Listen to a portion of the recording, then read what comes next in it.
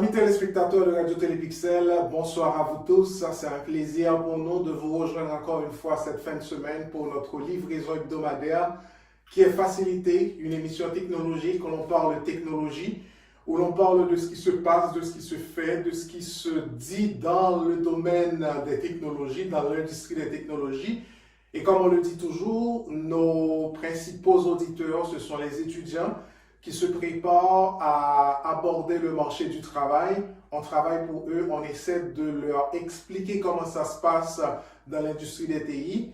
Et voilà pourquoi aujourd'hui, nous ramenons sur cette plateforme une invitée spéciale avec qui on va discuter recrutement. Assez souvent, les étudiants ont de la misère à subir une entrevue pour une entrevue d'embauche. Je vais vous dire comment ça se passe, quelles sont les principales questions en général que les recruteurs peuvent poser, que cherche exactement un recruteur quand il y a un job offer et puis on essaie de vous interviewer pour voir est-ce que vous répondez à ce poste, et on va discuter aussi des trucs à savoir lorsque vous aurez à passer votre entrevue. Si vous n'avez jamais passé une entrevue d'embauche, c'est une bonne occasion pour apprendre comment ça se passe. Et si vous en avez déjà passé, c'est une occasion aussi pour vous pour apprendre d'autres choses pour pouvoir bien réussir votre entrevue d'embauche avec notre spécialiste qui est un recruteur IT. Mon nom c'est Clément Calvaire, l'émission c'est Facilité. La façon de nous joindre par téléphone c'est le 514-799-6087. La plateforme pour cette émission c'est Radio Télépixel et par courriel vous pouvez nous rejoindre à clément.calvaire@clémentcalvaire.com. Dean, I am very happy to receive you this morning on this platform to talk to my audience. This is Facility. This is where we discuss about the IT. This is for the students, and as a specialist recruiter, I would like to discuss with you a few things in that during the next minutes. How are you doing? I'm doing great, Clement. Thank you so much for inviting me. I'm very much looking forward to and eager for our conversation, and I'm hoping I'm able to impart some great value for your viewers in terms of the students. So thanks for having me. Okay, thanks. My first question for you, Dean, in some seconds, can you tell me about yourself as a professional, as an IT recruiter, just in a few seconds?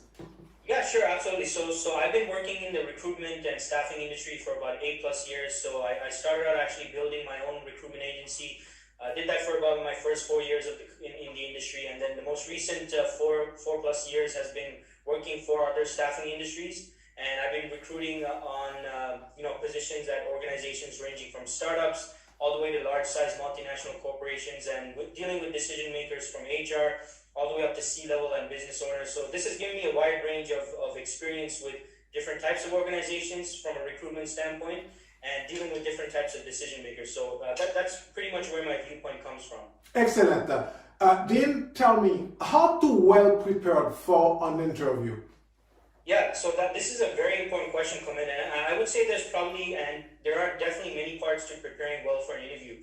But there's 4 major parts that everyone needs to focus on. Number one is definitely researching the organization. Surprisingly, this is something a lot of candidates make a mistake on every now and then in terms of not really researching the organization. And the typical question you're going to get asked at an interview, folks, is, hey, what do you know about our organization? What interests you about our organization? So make sure you do your due diligence and research the organization. And number 2 is actually researching who's going to be interviewing you, right? Whether it's an interview panel, maybe it's one person, maybe a handful of people. You need to be taking the time to go on LinkedIn, research their backgrounds. Now, not everyone might be on LinkedIn, but you want to use whatever resources you have. And at least from your point of contact, you should be able to ask them, hey, what can you tell me about the people I'll be meeting with, and who are they, what are their titles? So that gives you an idea not only of who they are, and also points of similarities, but also allows you to figure out or get an idea of what their perspective might be. And when you have an idea of what their perspective is, you can anticipate what kind of questions they might ask. Now, the third thing is a lack of understanding of the job requirements. This is also another part a lot of job seekers might make mistakes in. A lot of times, you might only have the job description as a point of reference. So you need to be well versed with the job description and analyze the requirements, pinpoint what you feel might be the major skill sets they're looking for in the role. Now, if you're being represented by a recruiter or you have a point of contact at the organization, when you're scheduling your interview, you should ask them, what can you tell me about the key aspects of the role so I can best prepare and make sure I don't waste the interviewer's time and I'm discussing the most relevant aspects of my background. Now, the fourth thing, Clement, is you need to be an expert on your own resume and your own recent projects. Now, surprisingly, this is another area where a lot of candidates fail in their interviews. They're not experts on their own resume. So you might have an interviewer, they're going to be referring to your resume. And if they ask you about a project or a position that happened maybe a few years back, and you haven't refreshed yourself on that, you're wasting interview minutes trying to remember things and recall things. You can't remember the details. So always, when you're preparing for your interviews, be the expert on your own resume, because the resume is what they're going to have in front of them, and they're definitely going to be, referring to your resume. Excellent. That's very, very helpful, Dean. I guess most of the people ignore what you just mentioned. By listening that interview, that show, they will be aware about all those very key information to be success as an interview. In an interview, sorry. What a recruiter looks for generally on, by interviewing a candidate. What are you looking for as a recruiter when you are interviewing someone for a job offer? Yeah, so this is an extremely important perspective to take on. Now, the first and foremost, what everyone needs to understand is the sole purpose of the recruiter is to find talent, right? Everything, the entire day of a recruiter is focused on finding people. Now, who are they finding? Who are they looking for? Well, that's based on what their organization is looking for, right? If it's a corporate, internal, in-house recruiter, someone who works internally at the organization, it depends on what their hiring team is looking for. Now, if it's a staffing agency or recruitment agency, what they're looking for is dependent on what their clients' needs are. So it all comes down to what the need of the hiring team is. Now, specifically, it's going to be most probably, and especially in IT, definitely it's going to be a skill set match. They're going to be looking for certain skill sets. They're going to be looking for, in a job description, there might be 20, 30 requirements, but the recruiter in their conversation with their client or their hiring team is going to be figuring out, okay, what are the top 3 to 5 skill sets you're looking for in a candidate. That's when the recruiter goes out into the marketplace based on those requirements for the hiring team and looks for the right people and has those conversations with you. So you'll notice recruiters in their conversations with you, it'll be mostly focused on your career trajectory, your career history, as well as the skill sets you have, because the skill sets are really what they're looking for in order to make sure it's what their hiring team is really aiming for. So that being said, recruiters are very, very keyword driven, right? So in regards to your position, what positions you're looking for, you need to make sure your resume, your LinkedIn profile is very keyword friendly, very keyword rich, because that's how recruiters are going to be searching for you. They're not going to be searching for soft skills. They're going to be searching for technical skills and hard skills related to your position, as well as the technologies and frameworks and environments you might be very much involved in. Excellent. Dean, based on your experience, can you tell me what are the 2 biggest mistakes to avoid during an interview?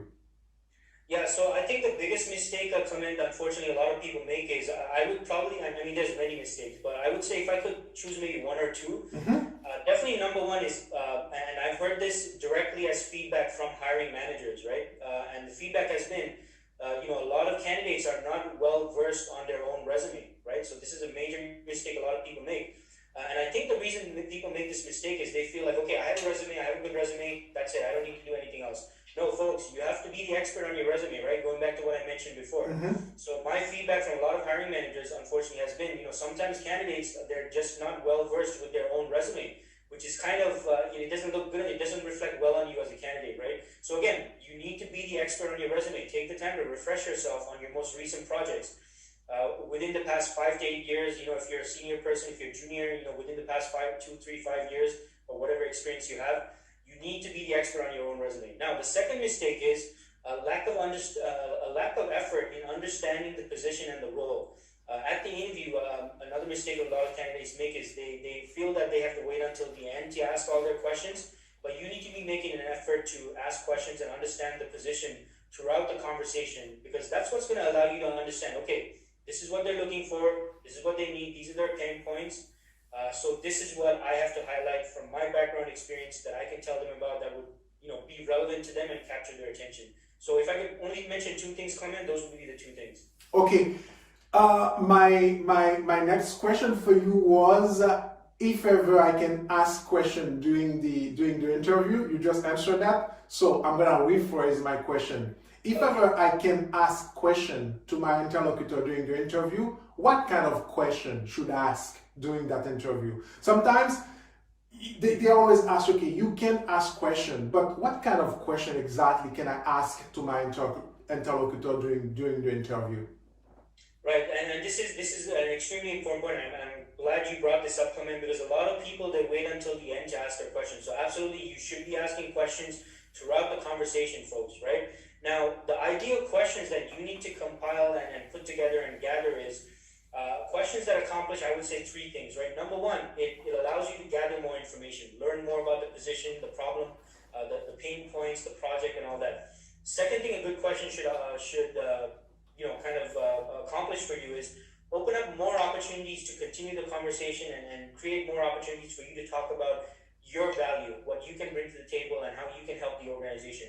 And the number three component of a really good question would be it allows you to move them towards closing them on making a decision. When I say closing, I'm using this in as it is used in sales as a terminology, closing the sale or closing the deal, right? Mm-hmm. Very similar in the interviews. You want to move them towards basically making a decision. So good questions allow you to gather information, open up more opportunities for you to sell your value, and finally, move them towards making a decision as to why you're the ideal candidate. Now, not all questions are going to have all three components, but if you have one or two of those components into a good question, that's what you want to aim for. So an example of a really good question would be, Mr. and Mrs. Hiring Manager, why are you looking to hire for this position at this time? So asking this question allows you to accomplish, number one, gathering more information. They give you more details about what they're looking for in an ideal candidate and why they're looking to hire in the first place. And secondly, it allows you to potentially open up more opportunities to sell, your value as a candidate. So if they were to say, well, we're looking to hire for this position because of X, Y, Z, then you can say, okay, well, I have X, Y, Z, so you can now talk more about yourself and your value in relation to X, Y, Z, whatever X, Y, Z is. So if you want more information about this, I did recently release a free PDF, so your viewers are most welcome to message me or visit my website and download the free PDF. I shared two more excellent questions to ask as well. Okay, excellent. Then how long does a job interview can take? Yeah, so it depends, Clement. So if it's usually the initial pre-screening, the initial phone call, if it's with a recruiter or an HR person, it could be as brief as half an hour. I've seen some interviews take as little as 10-15 minutes, which could be a good thing or a bad thing. It could be that someone created a really great impression and they decided right away, okay, yeah, we want to move forward and to the next interview step. So usually anywhere between I'd say 15 minutes to half an hour at a minimum, but maximum could be around an hour. Some interviews could go on for even 1.5 hours to 2 hours as well, depending on who's present and how interested they are as well. Following an interview, what are the main factors that a recruiter considers to make a job offer to the candidate? I mean, that's another great question. So from the recruiter standpoint, this goes back to what they're primarily looking for, right? So they're looking for a skill set. That's the main thing. Skill set, fit for the requirements of their organization or for their client if it's a recruitment agency. So that's the main thing that's going to help the recruiter determine whether they feel confident moving the process forward and really presenting this person. So aside from skill set, of course, is communication ability. That is important, whether you're aiming for a technical or non-technical role. You have to be able to be a good communicator, a good team collaborator, and someone that also could potentially be from the kind of industries their client wants or their organization wants, types of projects, types of technologies, frameworks, all these things. As well as, again, someone who's able to mesh and fit in well with the team as well. Now, the ultimate decision to make the hire, of course, is beyond the recruiter's control. That is entirely up to the hiring manager or the hiring team or who are the real decision makers who make the decision. But do not underestimate the opinion of a strong recruiter, and especially someone who has a strong relationship with the hiring manager or the hiring team, or if it's a staffing agency who has built a great relationship with their client. So those opinions still do count. So always go in with the intention to create a great impression, communicate your value and your ability, and really show how you're the ideal fit for the position that they're interviewing for and considering you for. Dean, I don't have words to thank you for your time today to share those very important information to my audience. This is very important information. The reason why, because a lot of people, ignore the way to address a job interview. Whenever they have a chance to participate to an interview, they fail just because they miss some techniques they should know before going to that interview. Thanks again, Dean, for your time. I'm very, very appreciate the information that you just shared with us. My absolute pleasure. Thanks so much for having me come in. I really enjoyed our conversation and hope it helps. Excellent. Mesdames et messieurs, notre invité a été Dean Kulaweera. Il est un IT recruteur spécialiste basé à Toronto. Avec lui, on a discuté le process de l'interview lorsque vous avez à passer une interview pour un poste en IT. Comment ça se fait? Comment vous préparez? Quels sont les principaux types de questions? Les principaux types de questions qui sont posées, à comment répondre à ces genres de questions. Est-ce qu'il est possible aussi de poser les questions durant l'entrevue et quel type de questions qu'il faut absolument que l'on pose durant l'entrevue. Voilà autant de points que l'on a abordés avec Dean, que nous avons eu le plaisir de recevoir et de discuter sur cette plateforme Facilité, l'émission que l'on vous présente une fois par semaine sur la plateforme Radio Télépixel. Merci de votre temps, merci de nous avoir suivis. Mon nom c'est Clément Calvaire. Vous pouvez nous joindre au 514-799-6087 et par courriel clément.calvaire@clémentcalvaire.com. D'ici là, je vous souhaite de passer une excellente fin de semaine. Le rendez-vous est pris à la semaine prochaine. Bonne soirée.